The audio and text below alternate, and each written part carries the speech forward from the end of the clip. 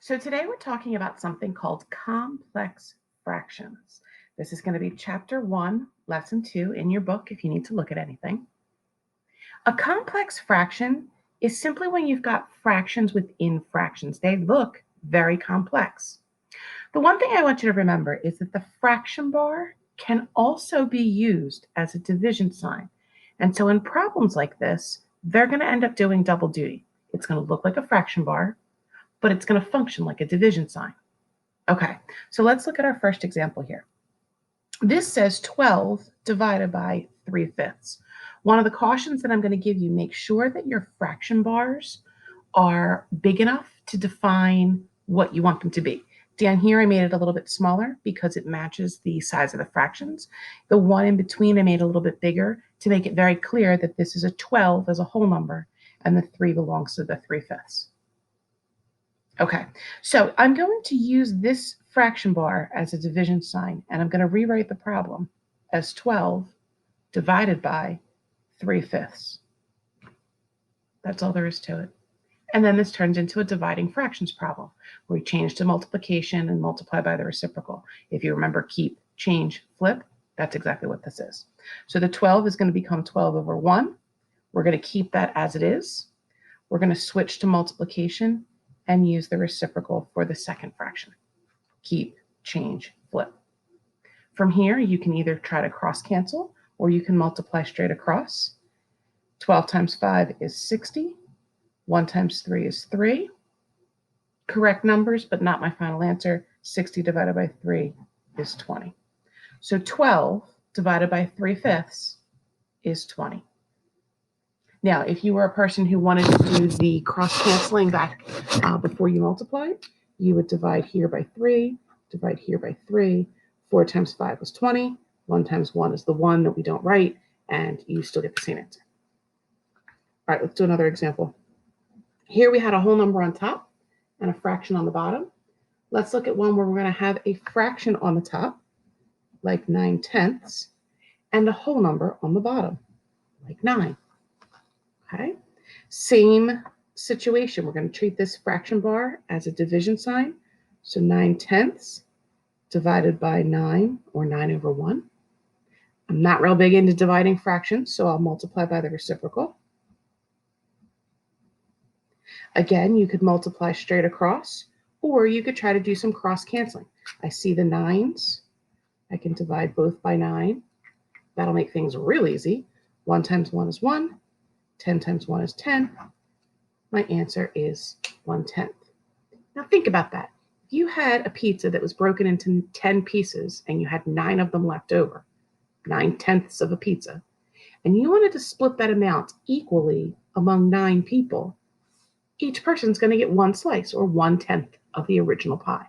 That's what we're doing here. All right, let's look at one where we have fractions in both places, fraction for the numerator and a fraction for the denominator. How about 1/12 divided by 5/6? Now, I kind of took up 3 lines here. You might choose to take up 4 lines and use kind of the notebook lines as your fraction bars. Whatever works for you. Okay, 1/12 divided by 5/6, exactly what it says here.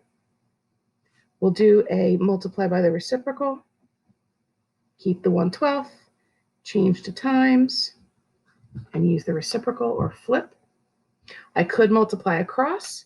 I could also cross cancel, divide by 6, divide by 6, and then I'll do 1 times 1 and 2 times 5, and again I get 1/10. Now, there is one other type of problem that I want to talk about. Let's say that I've got 2 2/5%, a very small amount. For every 100, we have 2 and a little bit more that have what we're looking for. They want me to write this as a fraction in simplest form. It's not already in a fraction. I know what you're thinking. It's in a percent form at the moment. So what's the magic number for percents? What number does percent revolve around? 100. Let's turn this into a complex fraction. There's my 2 2/5. This fraction bar can be read as per, especially when we talk about rates and things like that, cent per 100, 2 2/5 per cent.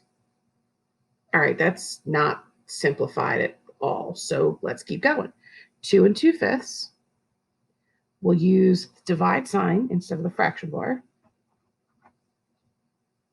All right, we're getting somewhere.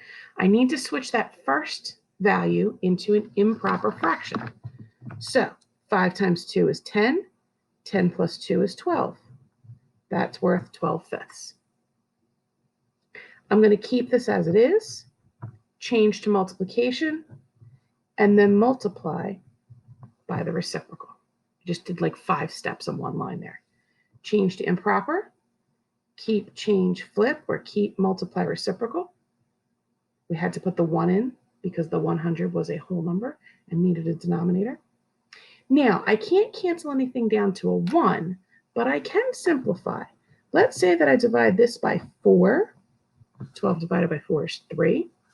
100 divided by 4 is 25. Now, that 5 and the 25 are tempting, I know, but don't cancel them because they're both on the bottom. And in order to cross cancel, you need to have something on the top and something on the bottom. So when I go to simplify this, I'll do 3 times 1 and 5 times 25. If I have 5 quarters, that's $1.25. So the simplified fraction for 2 2/5% is 3 125ths.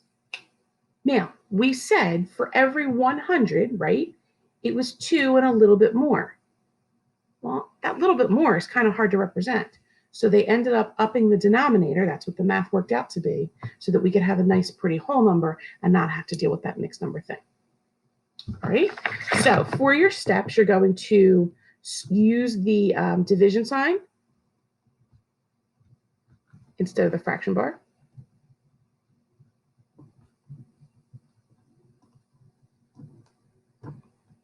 And then you're going to keep, change, flip.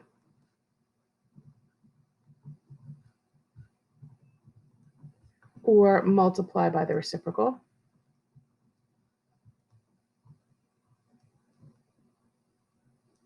Ran out of space there. And then you're going to multiply across. Simplify when you can.